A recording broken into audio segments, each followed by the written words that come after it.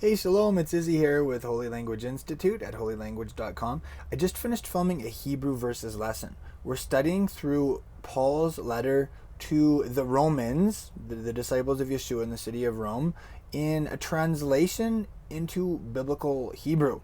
And it's really meaningful, and yes, I do have my Hebrew letters coffee cup, and yeah, I did film the lesson with that. I wanted to give you a takeaway from the lesson, that something that specifically jumped out at me. So this is in Romans chapter 3, and we're looking at a couple of verses here where Paul's talking about the Torah, the law. Now, don't get scared by all this Hebrew, by the way. I just want to show you a couple Hebrew words. You'll learn a little bit here. But I want to say something about that first. Actually, you have the Hebrew word Torah, and it's often translated as law, but that's a mistranslation. There is a Hebrew word for law, and that is Hoke. A Hoke is a law. And I know it's one of those funny sounding Hebrew words where you have to like hork a little bit. Hoke, actually Hoke kind of sounds like hork. But don't mix them up, like horking and the word for law is different. But anyway, so a Hoke is a law, and then the plural is hukim, that's laws. And it comes from the verb chakak, which means to write something indelibly, like inscribing it. So that's the Hebrew word for law. Now we have this other Hebrew word Torah. The question is, what does that mean? If there's already a Hebrew word for law, then what does Torah mean? Well, Torah comes from the verb yara, and it means to do this. To point in a specific direction. Yara, that's what it means. Like if you're shooting an arrow, you are yaraing the arrow. When you shoot that arrow, you are pointing it in a specific direction. And the same like if you're pointing with your finger.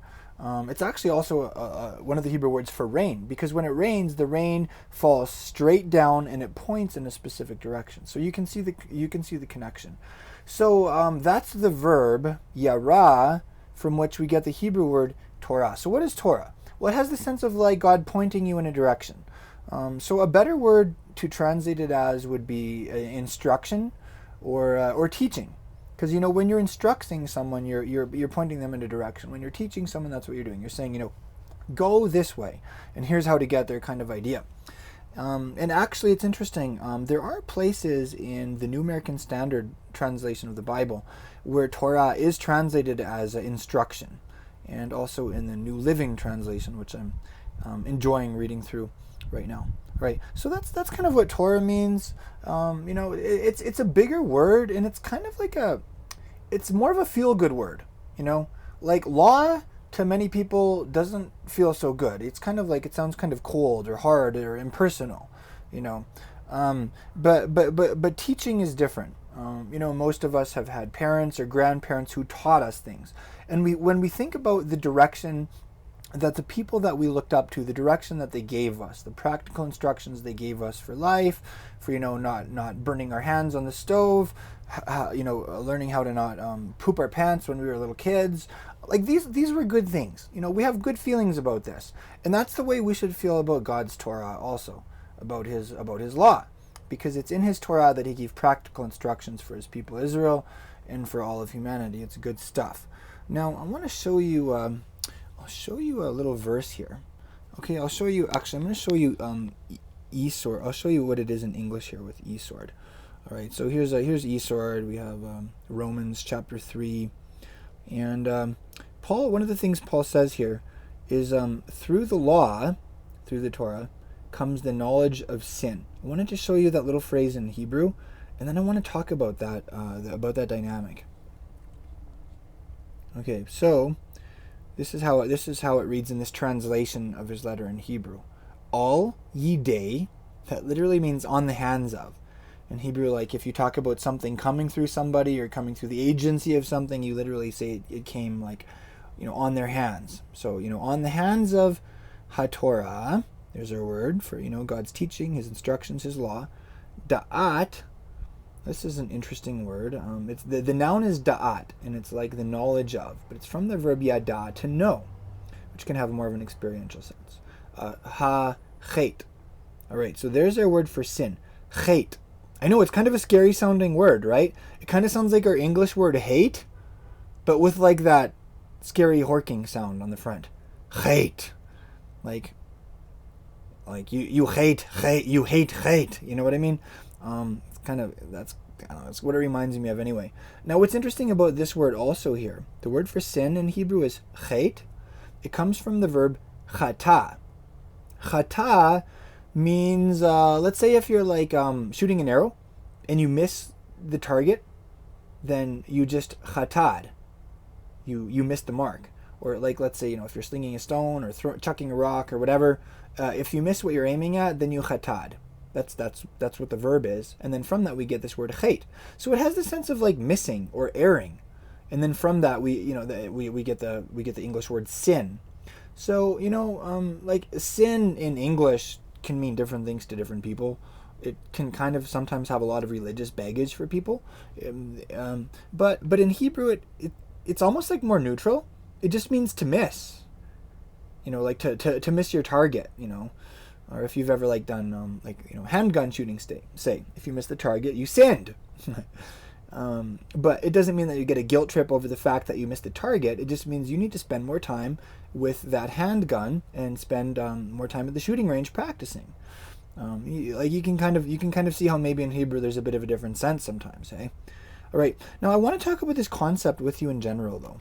So, like Paul says, through the law comes the knowledge of sin. Now, of course that's true. But I want to talk about the dynamic because, like when Paul talks about the Torah, often he's talking specifically about the legal elements in the Torah, and then also he starts talking about being justified, which again, it's a legal term. If you're justified, it means that you had to go to court and you were on trial and there were charges against you and the judge justified you. So the judge declared you were exonerated of the charges against you. You were declared not guilty. You were declared innocent and you walked away justified. Right? So when Paul talks about being justified, about being righteous, so to speak, with God, that's what he's talking about. It's a legal term. And so often when Paul talks about the Torah, he's not talking about the whole thing necessarily. He's more talking about a specific element. He's talking about the legal elements in the Torah. Where God says, this is right, do this stuff. This is wrong, don't do that stuff. That's what Paul is often talking about. Now, if you're a Christian, you probably spend a lot of time reading the New Testament, maybe even like too much time, like in comparison with the amount of time you spend reading the Old Testament. And you probably grew up mostly hearing sermons from the New Testament. Maybe if, like, there is the occasional pastor that tries to focus on the full counsel of the Word of God. And some pastors have even dared to, preach through the book of Leviticus, for instance, or, Song of Songs, some of these books. And, much respect to them. So maybe you grew up blessed with a preacher like that to learn under. Or, if you go to a Calvary chapel, generally speaking, those churches are better at preaching expositorily through the Word of God, and that's fantastic, But generally speaking, you probably spend more time in the New Testament than in the Old Testament. You know what I mean? And what that means is you probably spend more time reading what Paul said about the law than what the law actually says about itself. Now, of course, both are true. Like what Paul says about the Torah is true, and then what the Torah says about itself is true. And what other parts of the Bible, what it says about the Torah is true. Like Psalm 119. Like it speaks in like glowing terms about the Torah. He's like over the top, like excited about the law. Like he can't get enough of the law. He just wants to spend all his time in the law. You know what I mean? And like sometimes today, believers will read that and they'll be like, that's not how I feel about it. That's not generally how we talk about the law in my church. This guy's really excited about the law. I don't know if I'm so excited about the law. So, I mean, that's an example of how, like, you need to read the whole Bible from Genesis to Revelation so you get the whole, the full meal deal. You know what I mean? So, yeah, you need to read about the law in Paul's letters so you understand the legal elements and how that works in terms of being justified with God, by justified, so to speak, by grace through faith, in Messiah, in Messiah's finished work. And yeah, you also need to read Psalm 119 and get excited about the law of God. And then you need to read the Torah for itself and actually, meditate in it day and night, like it talks about. So if you read Paul, you're going to get the specific sense that, through the law comes the knowledge of sin, and that's true. But you need to remember that there's so much more in the Torah than that. Like it's much of the Torah. Okay, the context of the Torah is a story.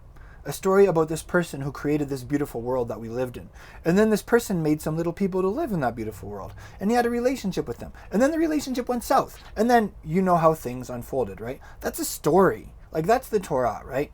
And then in the context of that story, this person who made the world makes friends with this little person named Avram. Eventually he gives him a new name, Avraham, and then from this guy, there's this nation that starts, and then this person who made the world like shows himself to this whole nation and like talks to them so they can all hear his voice. Really exciting, you know. So you have to remember that the law, like, it's not just about like showing you your sin. It's way bigger than that. It's a story. It's a story about God, and it's a story about people, about like all of us, you know, because like we're part of those people that, you know, we're part of the people that came from those people way back then. So I just want to encourage you with that.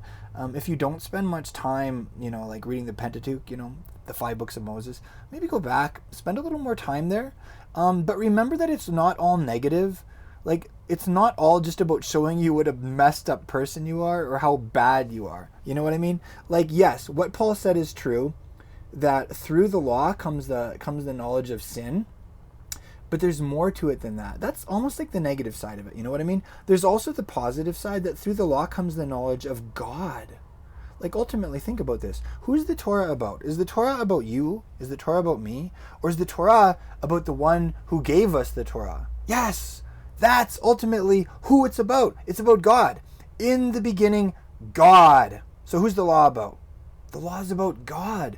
And here's the thing too, like, sometimes I almost feel like the law gets a bad rap, because like there's some stuff in there that doesn't seem like it fits culturally anymore. Some of the old laws and stuff even seem a little bit barbaric, you know what I mean?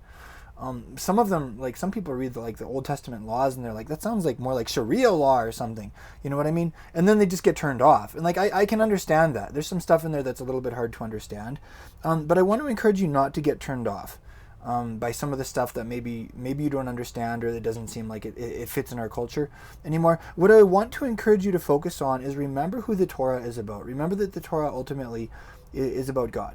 And so, you know, in the Torah, he tells this story about the world, and he really communicates his mind to us. Like, he really just opens himself up, and he's like, hey, this is what I'm all about. This is what I think about stuff. And it's like he reveals his heart. And if you remember that, then studying the Torah, it's going to leave a good taste in your mouth, so to speak, because it's going to be about the Creator, and it's going to be about coming to know Him better, more personally. And here's the thing, that's where this whole, like, through the law comes the knowledge of sin thing, that's where it comes in. Because it's like, as you get to know God better, you're like, wow, God, like, you're so good, and you're so kind-hearted, and you're so, like, fair. And then all of a sudden you realize, like, oh, and the way I just treated my brother earlier today wasn't. Like, do you see how that works? And like, when God gives a law, for instance, he says, like, do this. He's not doing it because he just loves to make up new rules and make your life hard. He does it because he cares about the way we treat each other. And he's like, do this, you know, like, treat each other in a loving way. Because I'm a loving person, and because you're my kids, and I want you to grow up to be more like me, you know. And so if you look at the laws in the law that way, it'll help you to understand them better. Not just like looking at the practical element of it, but looking at the person behind those laws and seeing him for who he is. It's really interesting, because in the Yeshua had 4 younger brothers. One of them was named Yaakov, which in English is Jacob, but he got renamed James in the New Testament. And so, you know, he wrote a letter. So, you know, the Epistle of James, he actually says that that's what the law is like. The law is like a mirror. So it's really neat, because you look at the law and you see who God is, and you really get to, like, behold his glory. And then all of a sudden you realize it's also a mirror, and it's showing you.